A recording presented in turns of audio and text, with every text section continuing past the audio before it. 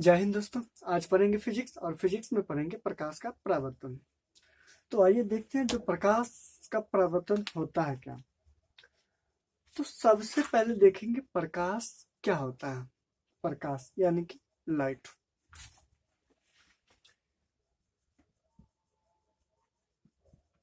Light तो light क्या होता है यानी कि प्रकाश। तो प्रकाश वह भौतिक अवस्था होता है जिसकी सहायता से हम किसी वस्तु को आसानी से देख पाते हैं।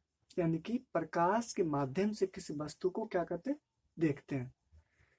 तो कहने का मतलब ये हुआ जो प्रकाश वह भौतिक अवस्था होता है जिसके माध्यम से हम किसी वस्तु को आसानी से देख पाते हैं।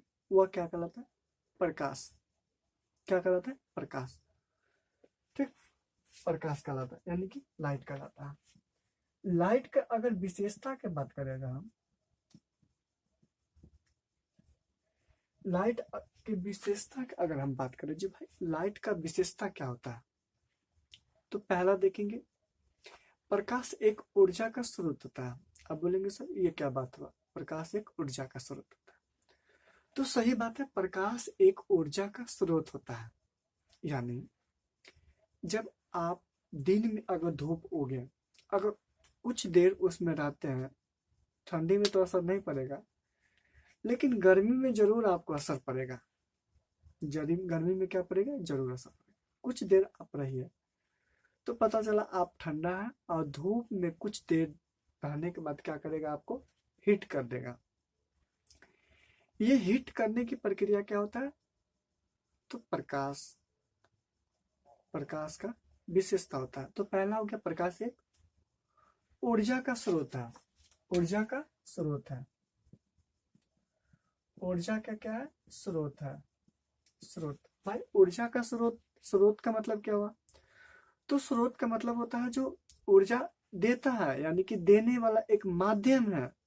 प्रकाश क्या है, ऊर्जा का एक स्रोत है। यानी कि ऊर्जा, प्रकाश क्या है, ऊर्जा का एक स्रोत है। यानी कि प्रकाश देने वाला एक माध्यम है। किसका, तो ऊर्जा का।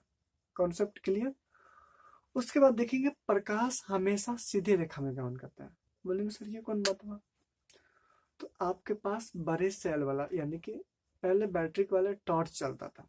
तो टॉर्च को देखेंगे आप, फॉक्स मारेंगे तो देखेंगे आप एकदम सीधा गया, एकदम सीधा, थोड़ा सा भी टेढ़ नहीं होगा। थोड़ा सा भी टेढ़ नहीं होगा। तो दूसरा हो गया, प्रकाश एक, पहला हो गया प्रकाश एक ऊर्जा का स्रोत होता है। दूसरा, प्रकाश हमेशा सीधा रेखा में चलता है। बोले सर तब पर भी नहीं समझा, और अच्छे से समझाए तो चले ठीक है। मान लीजिए आपके पास एक एल्वेस्टर का घर है और एल्वेस्टर कहीं टूट गया है। तो एल्वेस्टर जहां टूटा, अगर उसके सामने अगर सूर्य की रोशनी आती है तो देखेंगे आप एकदम सीधा फॉक्स मारेगा आपके घर में। तो हम लोग पता बचपन में ऐसे कर वैसे पता कर लेते हैं आखिर ये फॉक्स आ रहा है कहाँ से, राइट। उस तो ये क्या हो गया, दूसरा हो गया जो प्रकाश हमेशा सीधा रेखा में चलता है। प्रकाश हमेशा सीधा रेखा में गमन करता है। अब बात करेंगे तीसरा क्या होता है, ध्यान से सुनिए। प्रकाश के पथ, प्रकाश के पथ यानी कि रास्ता में कोई अपारदर्शी वस्तु रख देने पर, अपारदर्शी का मतलब हो गया जो इस पार से उस पार प्रकाश नहीं आ जा सके। तो प्रकाश के पथ में, रास्ता में कोई अपारदर्शी वस्तु रख देने पर उसके विपरीत दिशा में एक अंधेरा क्षेत्र प्राप्त होता है जिसे हम छाया कर देंगे। बोलेंगे सर ये भी हमको नहीं समझे, तो चलो आप एक अपारदर्शी वस्तु ले लो। अपारदर्शी वस्तु क्या करना है, ले लेना है। तो हम कुछ ले लेते हैं अपारदर्शी वस्तु। मान लीजिए क्या है, आपका कॉपी हो गया जो अपारदर्शी वस्तु हो गया। अपारदर्शी वस्तु हो गया। तो प्रकाश के पथ में, यानी कि प्रकाश इधर से प्रकाश जा रहा है, देखिए यहाँ पे इसमें बॉल बढ़ रहा है, ठीक। तो ये प्रकाश हो गया। तो प्रकाश इधर इधर की ओर जा रहा है। इसके पथ में, इसके रास्ता में कोई अपारदर्शी, यानी कि ये अपारदर्शी वस्तु, तो प्रकाश के पथ में कोई अपारदर्शी वस्तु रख देने पर उसके विपरीत दिशा में एक अंधेरा क्षेत्र प्राप्त, देखिए अंधेरा क्षेत्र प्राप्त हुआ, आपको दिख रहा है अंधेरा छोटा बड़ा जो है, तो अंधेरा क्षेत्र प्राप्त होता है, उसी को क्या कहते हैं, छाया कहते हैं, छाया कहते हैं। अब छाया कहते हैं तो प्रतिबिंब में आगे पढ़ेंगे, प्रतिबिंब में आपको सारा कॉन्सेप्ट समझा देंगे। तो फिर से एक बार रिकॉल कर देते हैं, प्रकाश क्या होता है, तो प्रकाश एक ऊर्जा का स्रोत होता है जिसके माध्यम से आप किसी वस्तु को, प्रकाश एक भौतिक अवस्था होता है जिसके माध्यम से किसी वस्तु को देखते हैं। इसका विशेषता हो गया जो प्रकाश हमेशा सीधा रेखा में गमन करता है। प्रकाश एक ऊर्जा का स्रोत होता है और प्रकाश के पथ में कोई अपारदर्शी वस्तु रख देने पर उसके विपरीत दिशा में एक अंधेरा क्षेत्र प्राप्त होता है जिसे हम छाया कहते हैं, राइट। उसके बाद बात करते हैं कि भाई प्रकाश का परावर्तन क्या है, प्रकाश का परावर्तन क्या है।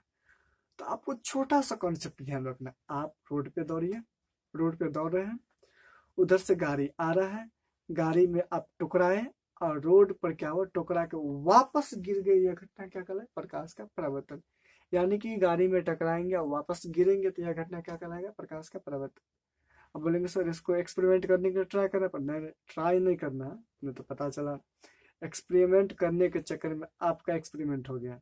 तो कहने का मतलब यह है जब प्रकाश का परिवर्तन क्या होगा, जब प्रकाश की किरण किसी वस्तु पे पड़कर और पड़ने के बाद टकराता और लौट जाता, यह घटना क्या कहलाता है, प्रकाश के परावर्तन। बोलेंगे सर अभी भी समझ में नहीं आया। तो मान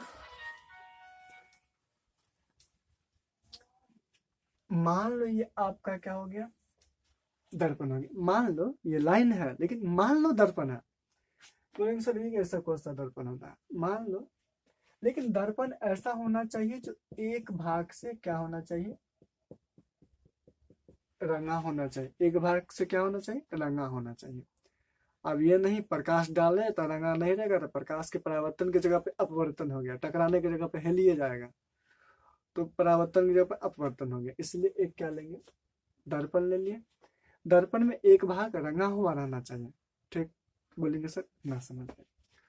उसके बाद क्या करेंगे, इससे प्रकाश डालेंगे, दर्पण पे टकराया, डालेंगे और टकरा के अपना लौट गया, दर्पण पे डाले और टकरा के क्या हुआ, लौट गया, दर्पण पे डाले और टकरा के यह लौट हो गया।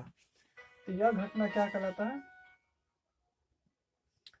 यह घटना क्या कहलाता है, प्रकाश का परावर्तन, प्रकाश का परावर्तन। यानी कि प्रकाश के परावर्तन पूछेगा क्या है, तो प्रकाश के परावर्तन क्या है, जब प्रकाश की किरण दर्पण के सतह से टकराकर वापस लौट जाती है, यह घटना क्या कहलाता है, प्रकाश का परावर्तन। परावर्तन मतलब वर्तन मतलब भाग गया, लौट गया, परावर्तन, तो परावर्तन हो गया। अब बोलेंगे सर ये किरण जो क्या है, ये हो गया आपका आपतित किरण, आपतित किरण। बोलेंगे सर आपतित किरण क्या हुआ, तो दर्पण की सतह पर टकराने वाली किरण को आपतित किरण कहते हैं, दर्पण की सतह पर टकराने वाले किरण को आपतित किरण कहते हैं, राइट। उसके बाद एक होता है परावर्तित किरण, इसको बोलेंगे परावर्तित किरण।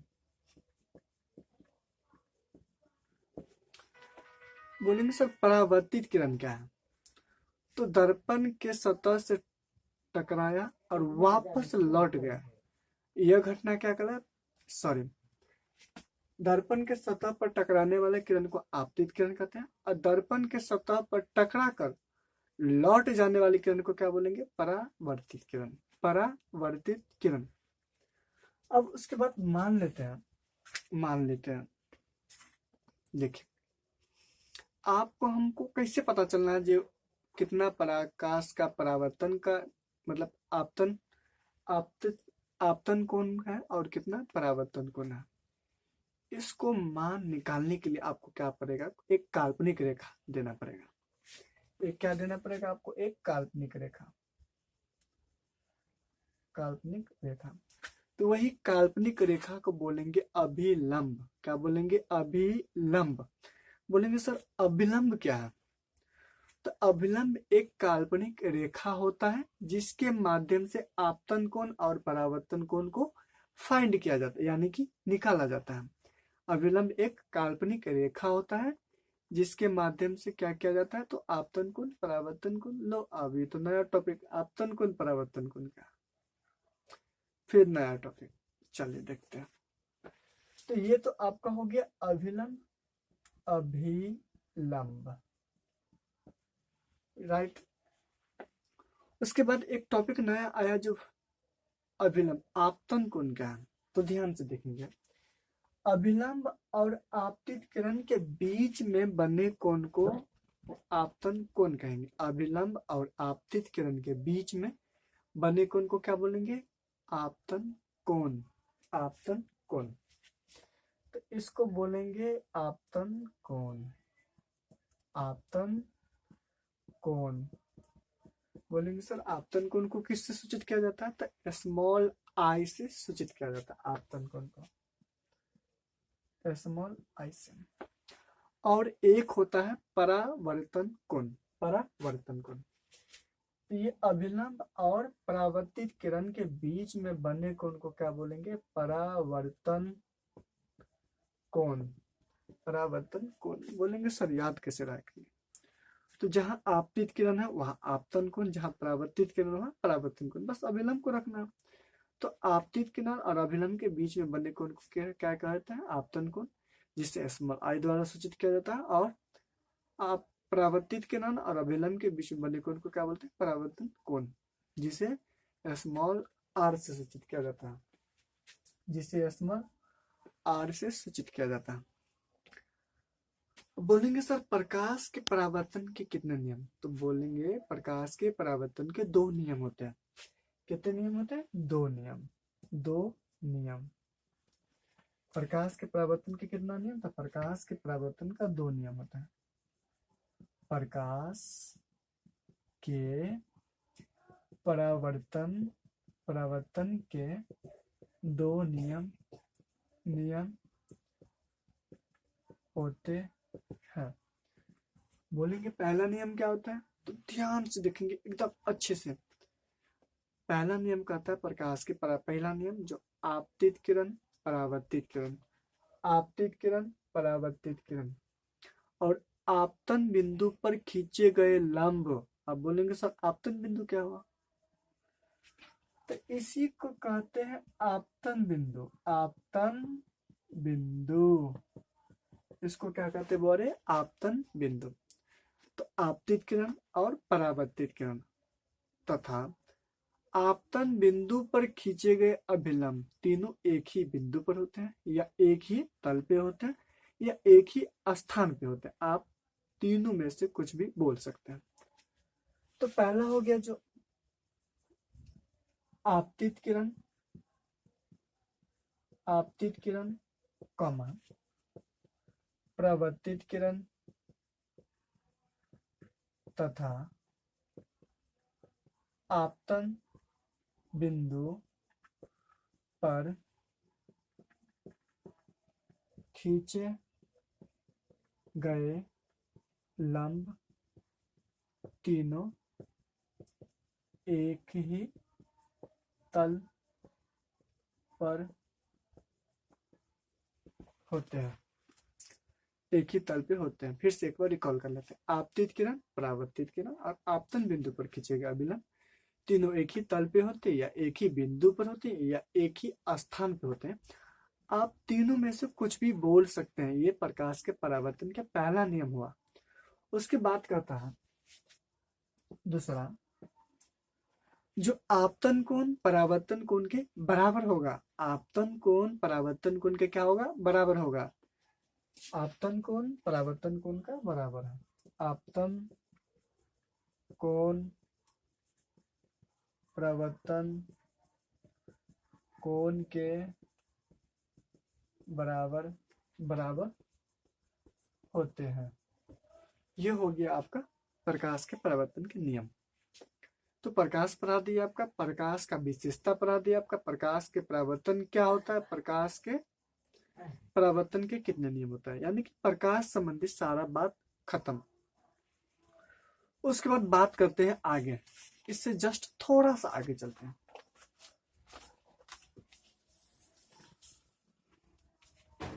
अगर आप फिगर बनाना चाहते हो तो बना सकते हैं।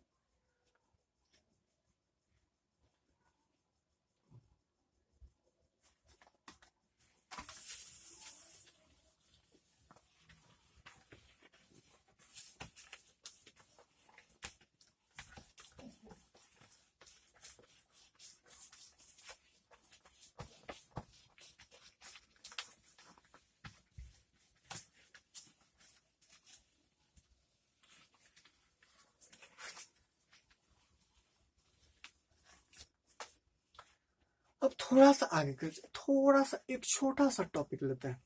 एक इसी में टॉपिक है प्रकाश में। एक होता है प्रदीप्त प्रदीप्त वस्तु और एक होता है अप्रदीप्त वस्तु। एक क्या होता है प्रदीप्त वस्तु और एक क्या होता है अप्रदीप्त वस्तु। बोलेंगे सर ये प्रदीप्त क्या होता है, अप्रदीप्त क्या होता है? तो प्रदीप्त का मतलब हो गया बुआ जो उसके पास अपना प्रकाश स्वयं रहेगा, यानी कि खुद उत्सर्जित करेगा स्वयं। तो वह वस्तु जो अपना प्रकाश स्वयं उत्सर्जित करता है। उत्सर्जित का मतलब क्या हुआ? उत्सर्जित का मतलब अपना प्रकाश देता है, को स्वयं देता है। तो वे वस्तु जो अपना प्रकाश स्वयं उत्सर्जित करता है वह प्रदीप्त वस्तु कहलाता है। जैसे हो गया बल्ब हो गया, आपका लालटेन हो गया, मोमबत्ती हो गया, राइट। उसके बाद अप्रदीप्त वस्तु क्या आता है? तो वे वस्तु जो अपना प्रकाश स्वयं उत्पन्न नहीं करे वो क्या कहलाता है? अप्रदीप्त वस्तु। जैसे कॉपी किताब पेन डेस्क बेंच etc और आदि। अब बहुत हो गया, ठीक, कवर हो गया। तो वे वस्तु जो अपना प्रकाश स्वयं उत्पन्न करे वह प्रदीप्त कहलाता है और वे वस्तु जो अपना प्रकाश स्वयं उत्पन्न नहीं करे वह अप्रदीप्त वस्तु कहलाता है। इसको भी कवर कर दिया। उसके बाद बात करते हैं जो पारदर्शी पारदर्शी अपारदर्शी अपारदर्शी और पारभासी। पारभासी क्या?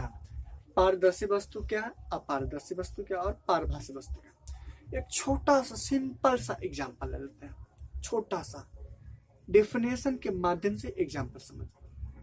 प्रकाश की किरण जब दौड़ के उधर भी जाएगा दौड़ के इधर भी आएगा तो पारदर्शी, नहीं जा सकता है नहीं आ सकता अपारदर्शी, और कनिक जा सकता है कनिक आ सकता है पारभासी। कहने का मतलब ये हुआ ऐसा वस्तु जिनसे होकर प्रकाश की किरण आसानी से इस पार से उस पर आ जा सके वह क्या कहलाता है? पारदर्शी।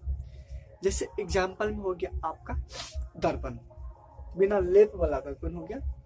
दर्पण भी हो सकता है, लेंस भी हो सकता है, राइट। उसके बाद बात करते हैं अपारदर्शी वस्तु। तो अपारदर्शी वस्तु वे वस्तु जिनसे होकर प्रकाश की किरण आसानी से इस पार से उस पार नहीं आ जा सके वह क्या कहलाता है? अपारदर्शी वस्तु। अपारदर्शी वस्तु जैसे कॉपी हो गया, किताब हो गया, डेस्क हो गया, बेंच हो गया, टेबल हो गया, पंखा हो गया, बहुत सारा हो सकता है। उसके बाद पारभासी का मतलब क्या होता है? कनिक जाएगा और कनिक न जाएगा। तो ऐसा वस्तु जिनसे होकर प्रकाश की किरण अंशतः कुछ इस पार से उस पार आ जा सके वह क्या कहलाता है? पारभासी। जैसे आपका हो गया घसा हुआ कांच का टुकड़ा, उसके बाद चलनी, देखे चलनी जिसमें रोटी बनता, आटा चलता, उसके बाद रोटी रोटी तो हम लोग खाते, बनाने वाला कोई और रहता है, चलनी हो गया। ये सब क्या हो गया? पारभासी, राइट। सारा क्लियर? थोड़ा सा आगे चलते हैं इससे।